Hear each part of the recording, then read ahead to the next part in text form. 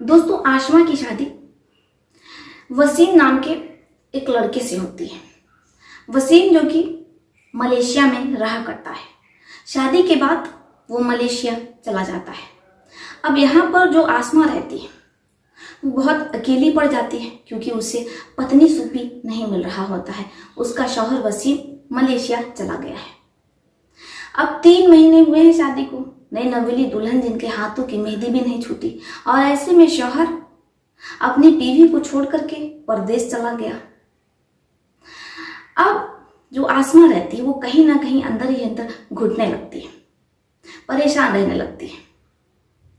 तभी जो वसीम रहता है, यानी कि आसमा का शौहर, उसका छोटा भाई रहता है जो कि बॉम्बे में ही रह करके कामकाज कर रहा होता है एक फैक्ट्री में।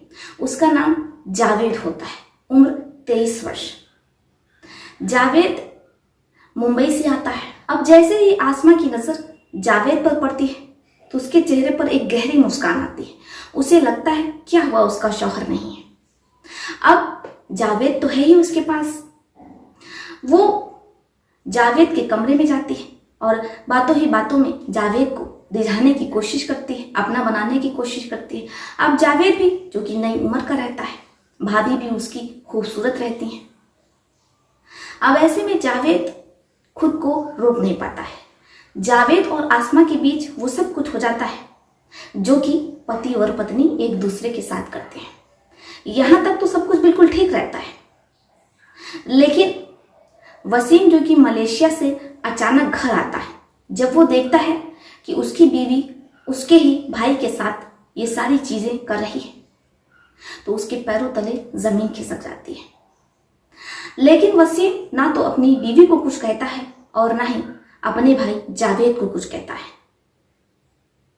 क्योंकि उसे लगता है कि जब वो बाहर कमाने चला गया अपनी नई नवेली दुल्हन को ऐसे ही छोड़ करके, तो ना तो इसमें उसकी गलती और ना ही उसके भाई की। वो कोई सवाल नहीं करता है, ना तो अपने भाई से और ना ही अपनी बीवी से।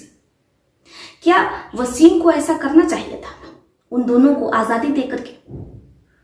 यहां पर आखिर किसकी गलती रहती है, आसमा की, वसीम की बीवी आसमा, या फिर आसमा के देवर जावेद की?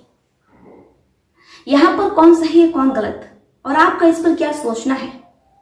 आप अपनी भी राय हमें कमेंट बॉक्स में लिख सकते हैं। तो चलिए फिर चलते हैं, मिलते हैं आपसे किसी और कहानी में। तब तक के लिए आप अपने परिवार का ध्यान रखें। आदाब, सत श्री अकाल, नमस्कार।